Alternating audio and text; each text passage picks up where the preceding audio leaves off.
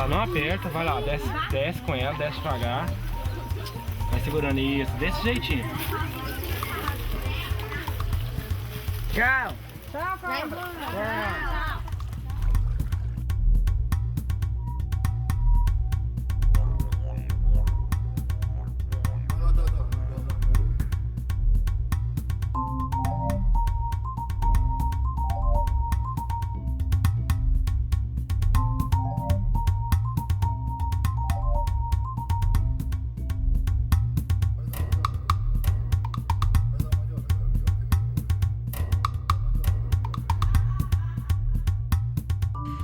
Então, gente, é o seguinte, infelizmente o homem moderno, ele está perdendo essas noções de sentido. Ele só cheira aquilo que é programado para ele sentir, para dar uma sensação X e Y, ele só vê aquilo. Ele tem uma hora para chegar em tal lugar e tem que sair correndo. Então, quando a gente vive num lugar assim, os nossos sentidos têm que estar atentos, né? Quando a gente começou lá fazendo o da percepção, quem viu mais de 15 objetos? Quantos? 18. Vamos contar quantos tinham lá? Ó, 1, 2,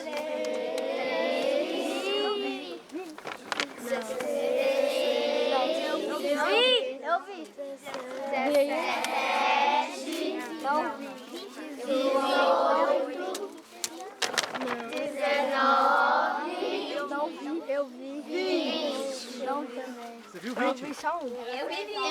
porque eles eram, né? Hoje não são mais, ainda são animais caçados, são os herbívoros, é o veado, eram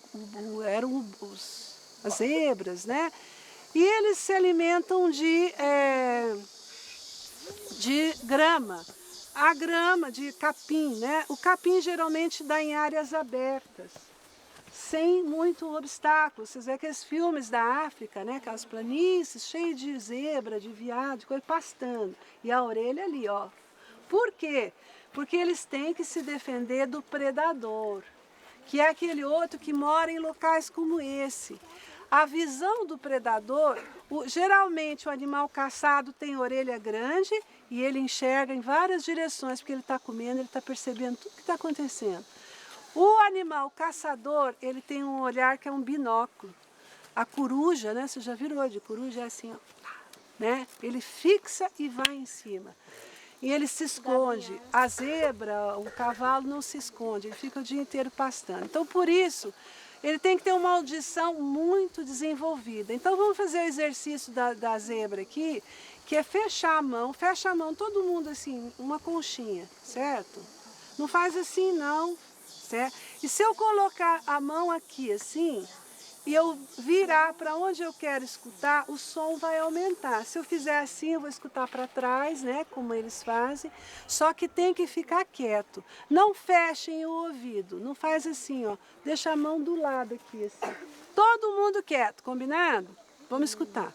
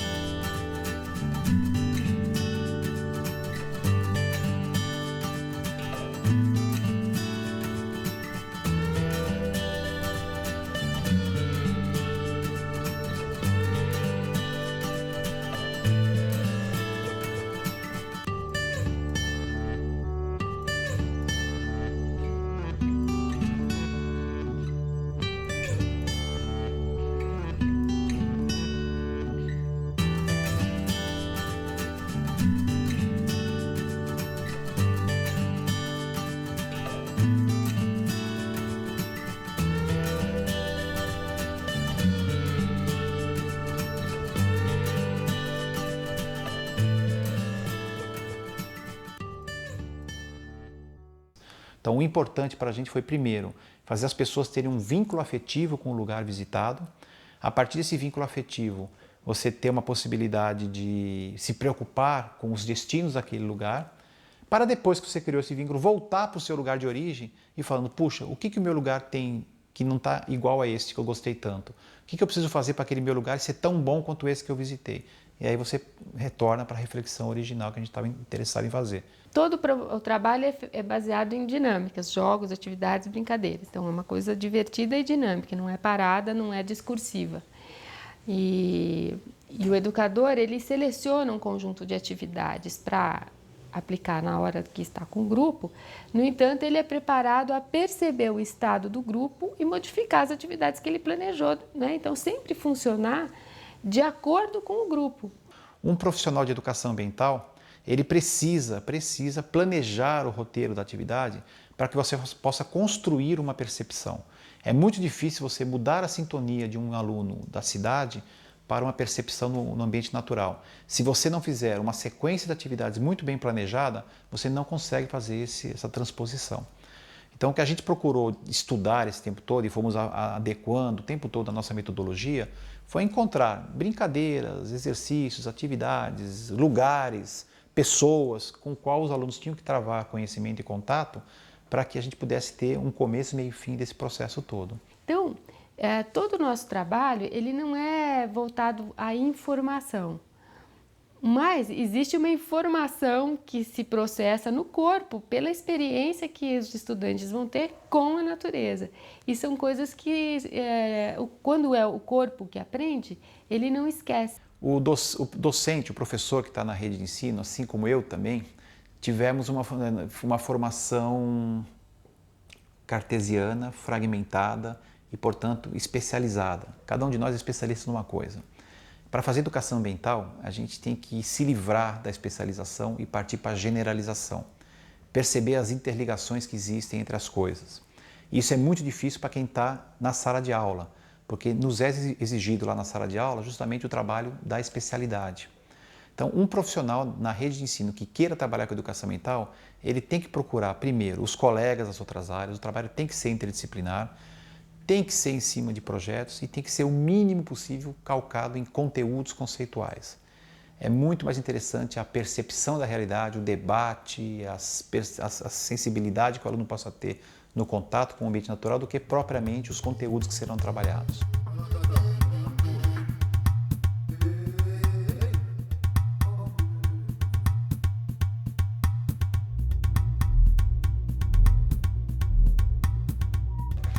Certa vez eu fui contratado por uma escola para fazer um trabalho de acompanhamento de um grupo na Mata Atlântica e a missão minha e dos colegas, que a escola contratou para isso, era a seguinte: andar por uma trilha, subir um morro ali seguindo a Mata Atlântica e ao longo dessa trilha nós estaríamos explicando a Mata Atlântica para os alunos. Alunos de quinta série, sexta série, se não me engano, nessa faixa de ensino fundamental ali no começo do segundo ciclo. Então os meninos tinham ali 10 anos, 11 anos, por aí. Então, conforme combinado, fui até a escola, tinha realmente um ônibus esperando, a gente botou os meninos no ônibus, descemos a serra, foi em direção ao litoral de Paulista, na região do município de Bertioga. De fato, lá tinha um parque onde estava uma trilha. E a nossa missão era a seguinte: subir a trilha, explicar tudo para os meninos. Ao chegar no alto da trilha, depois que a gente explicou toda a Mata Atlântica, segundo nos informaram, haveria um biólogo ao lado de um prédio que era um museu de fauna e flora típica da Mata Atlântica. Esse biólogo estaria esperando os alunos. Para dentro desse museu tem animais empalhados. E a gente subiu com os meus meninos, fomos explicando o solo, a mata, os pássaros, fomos explicando tudo que era encomenda. Quando chegamos ali no alto, realmente tinha o prédiozinho, ali uma casinha, que era o Museu de Zoologia e Botânica da instituição que estava recebendo a gente ali, um biólogo na porta aguardando os meninos para explicar dentro daquele prédio as plantas e os animais que vivem na Mata Atlântica.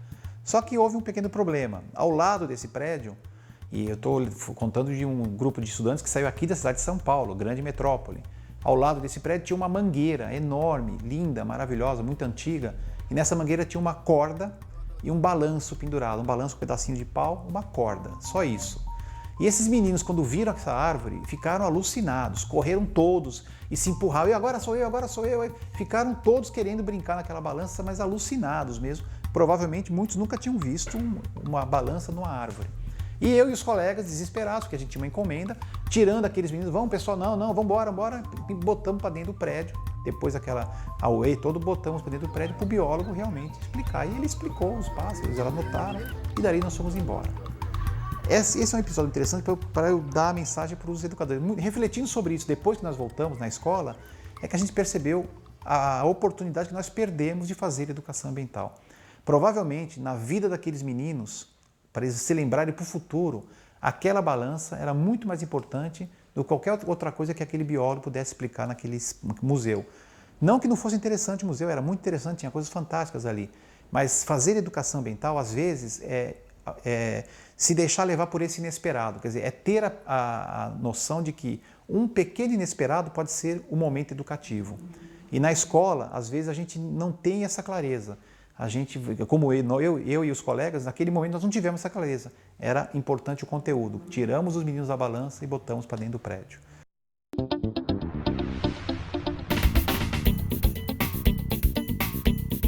Uma outra forma muito tradicional do trabalho de educação ambiental é o trabalho com projetos, né? Então, que é uma forma diferente, até do ponto de vista de tempo e espaço na escola, né? Ou seja, ela mobiliza os alunos desde o início para uma escolha de tema, para algo sobre o qual eu quero aprender e quero trabalhar. E pode ser um projeto, sim, da minha área só, um projeto que tem a ver só com geografia, mesmo que eu tente pensar, e é importante de forma mais ampla, mas ele pode ser um projeto disciplinar. E o desejável é que ele seja um projeto que envolva, de novo, diferentes áreas do conhecimento para ser ampliador, né? Há sempre um produto ao final do trabalho que é comunicado aos demais. Então, uma forma interessante de lidar com o recorte disciplinar, de mexer com a estrutura disciplinar da escola e romper com essa estrutura. Então, o projeto ele tem esta dificuldade, mas essa virtude também, né? De romper com a visão mais fragmentada do conhecimento, né? De envolver um tempo que é mais coletivo, que extrapola só o limite do tempo da sala de aula, que é interessante.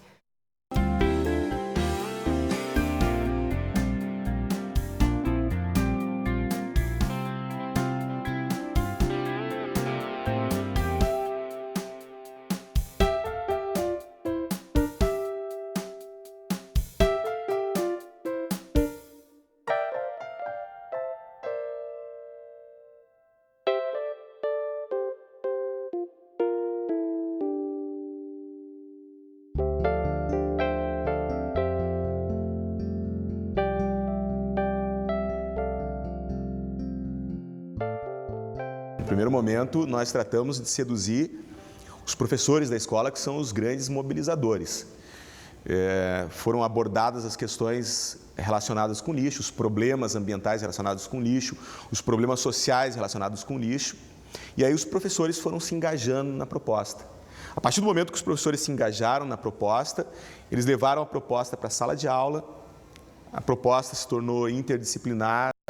A primeira experiência de coleta seletiva na cidade de Gravataí começou na nossa escola em 2002. E fomos muito gratos encontrar lá com o professor Nilson, enfim, e a Fundação Bradesco, na escola, uma parceria para lixo zero, eles chamando de lixo zero e nós coleta seletiva, né? Então nós aí começamos a trabalhar, primeiramente com os alunos, né, com os grupos de alunos na comunidade no Parque dos Anjos. Foi onde começou esse projeto e onde nasceu o coleta seletivo, que a gente chama aqui no município de Gravataí, né? Hoje uma boa parte da cidade é atendida, outras escolas e empresas aderiram ao projeto, e o projeto como um todo, o programa como um todo, sustenta 46 famílias carentes de 2 grupos de catadores lá no distrito de Santa Tecla, onde está instalado o aterro sanitário. A gente traz para a discussão e para o debate, e aí vão surgindo as ideias de cada um.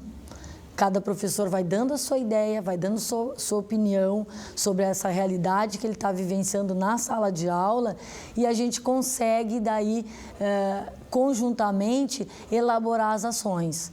Então, eu vejo que o professor se compromete quando ele é trazido para a discussão. É um projeto que todas as disciplinas abraçam, né? Existe um comprometimento de todas as disciplinas, né? Independentemente de estar focado, digamos, no conteúdo normal, né? Porque a gente pode trabalhar, como a gente trabalhou em educação artística, em arte trabalha bastante, né? Geografia, história, ciências, português com os textos que eles elaboram, matemática mesmo, matemática com educação ambiental, o que tem a ver? Tem tudo a ver. Não, a gente começou a constatação da quantidade de lixo produzido em sala, né? Nas lixeiras, na porta, ficavam várias buchinhas de papéis. E a gente começou a fazer uma conscientização com eles, né? Por que esse lixo? Onde que iria esse lixo? Se na escola estava produzindo isso, em casa quanto se produzia de lixo, onde iria esse lixo? Né? Começamos a fazer projeção assim, da população da cidade, produzindo um lixo semelhante, né? A quantidade semelhante que eles produziriam por dia, quantidade de produção de lixo por pessoa, né? Por dia. E aí começamos a verificar a dimensão disso. E a disciplina de matemática fez o cálculo de quantas árvores estavam sendo cortadas mensalmente para produzir aquelas buchinhas de papel. A gente chegou num número, né, que para os alunos foi estarrecedor, né? Quantas árvores jogavam fora por ano. Depois a gente fez o tempo de decomposição de cada lixo, a história, né, das embalagens, como é que era antes e como é que era em alguns países eram diferentes daqui. Eu acho que é o foco direto da geografia, trabalhar com a questão ambiental, porque nós trabalhamos o espaço geográfico, e o espaço geográfico está em tudo que o aluno faz. Como a gente trabalha muito com a sexta série, com a parte de seres vivos e especificamente com árvores, com vegetais, né? Isso desencadeou se trabalhar qual é o tipo de árvore que se usa para fabricar o papel, quantas árvores são necessárias, quanto papel se tira de uma árvore, né? Toda a questão, digamos assim, do embate, digamos assim, que acontece no ambiente quando se corta uma árvore, qual é o tipo de árvore. Então, basicamente, a partir daí em relação ao papel. Claro que em relação ao lixo em si, a sujeira, se trabalhou bastante a questão das doenças, as doenças desencadeadas pelo lixo acumulado, né? Principalmente pelo lixo orgânico, inclusive o lixo orgânico também aqui na escola, no caso da merenda, ele serve para compostagem. No momento que a gente se envolve, o conteúdo passa a ser secundário. Porque o conteúdo vivido por eles no momento, a necessidade deles aprender tal conteúdo, que leva o conteúdo de matemática, no caso, né? Então, a gente não, no projeto, a gente não segue uma sequência de conteúdos pré-estabelecidos. Ao longo do projeto, esses conteúdos vêm vindo, né? Então, entrou conteúdos assim, por exemplo, que se trabalhava na 7ª série, na 5ª série nós desenvolvemos porque eles tiveram necessidade durante o projeto de trabalhar aquele conteúdo. Quando nós sentimos que havia se materializado a condição ideal para que eles pudessem se tornar também atores do processo, então eles foram à rua. Eles saíram nas casas, a partir de materiais que eles próprios produziram em sala de aula, com os professores das diferentes disciplinas ou comigo mesmo, usaram esses materiais na comunidade. E nós saímos para eventos também. Isso foi uma coisa que foi bastante importante para a saúde do projeto, tanto a nível de relação com a comunidade, como a nível do sentimento que foi entronizado pelos alunos que estavam apoiando o projeto. Quando eles saíam para esses eventos, quando eles abordavam as pessoas, quando eles conversavam, quando eles explicavam a problemática ambiental, quando eles explicavam a problemática social que está relacionada com o lixo, quando elas diziam isso para os moradores adultos de Gravataí, eles se sentiam muito bem com isso.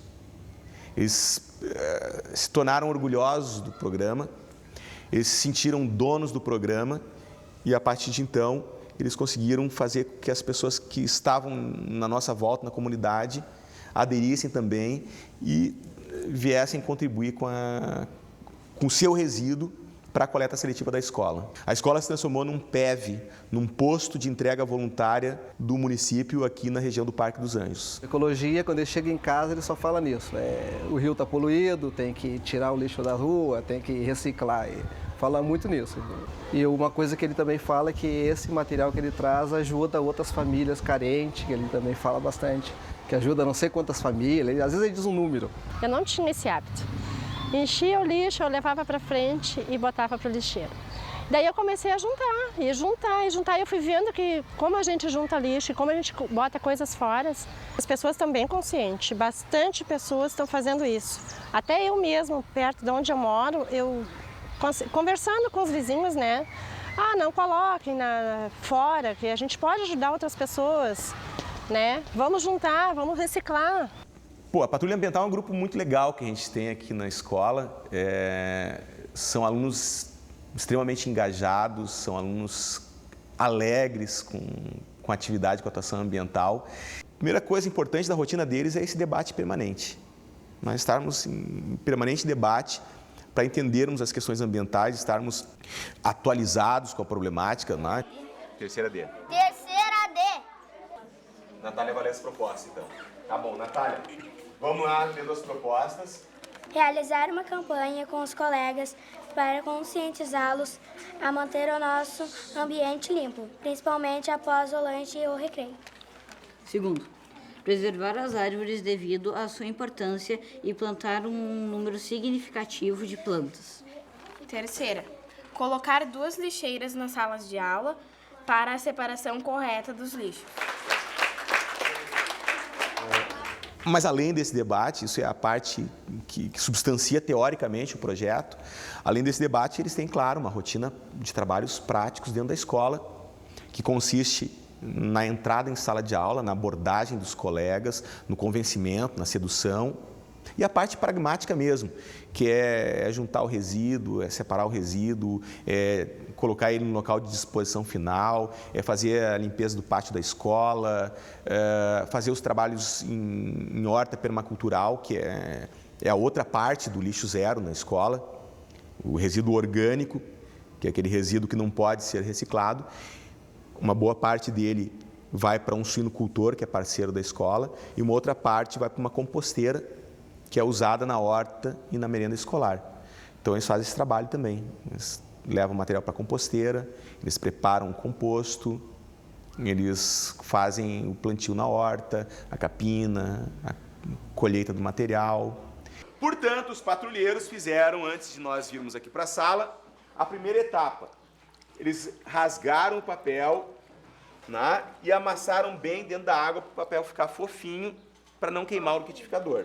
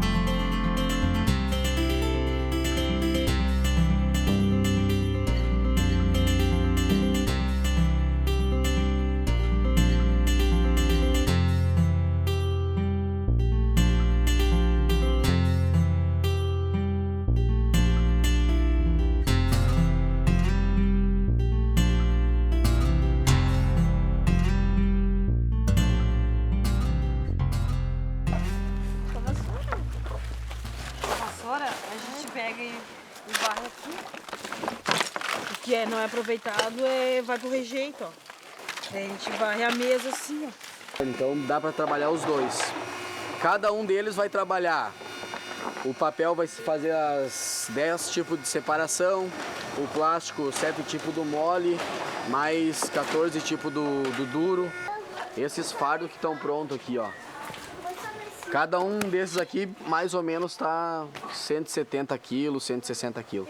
Vocês todos juntos pesam 2 fardinhos desses de material. Como é que vocês carregam eles? Hein, como vocês carregam eles? Temos o elevador, né? Atacando a bauxita, os outros minérios e assim por diante. Isso é um lado do problema. O outro lado do problema é a destinação final que nós damos para isso. Quando nós pegamos esses materiais e levamos para um aterro sanitário, como nós estamos vendo aqui do lado, nós estamos simplesmente botando fora esse material. Um aterro sanitário não é uma coisa tão legal assim. Ele é melhor do que um lixão, mas é uma maneira um pouco mais civilizada de nós botarmos matéria-prima fora.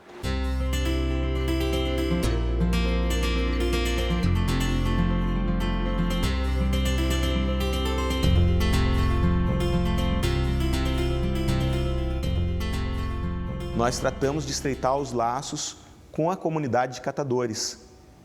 Nós temos 2 grupos. Um grupo é um grupo local mesmo, que eram aqueles catadores que já viviam sobre o aterro. E o outro grupo é um grupo organizado a nível nacional, que tem sede aqui no município de Gravataí. Nós trazemos essas pessoas, e inclusive os filhos delas, eles vêm para a escola, eles debatem com os nossos alunos e nós vamos a cada 2 ou 3 meses visitar o local, conversar com eles, saber como é que está chegando o material, não apenas o nosso material, mas o material da comunidade, qual é a situação de vida deles, como é que estão os seus rendimentos, de que forma nós podemos melhorar o programa na escola. Não, o problema do lixo é o seguinte, não é que as pessoas não saibam o que fazer com ele, é que elas têm preguiça de separá-lo e botar ele para coleta seletiva. Por exemplo, você pode ir assim, e qualquer parte, você não vai ver um lixo separado para lixo orgânico e lixo seco. O que eu sinto? Assim, fazer parte da patrulha. Como assim, ser alguma pessoa da família. Patrulha. Tá ajudando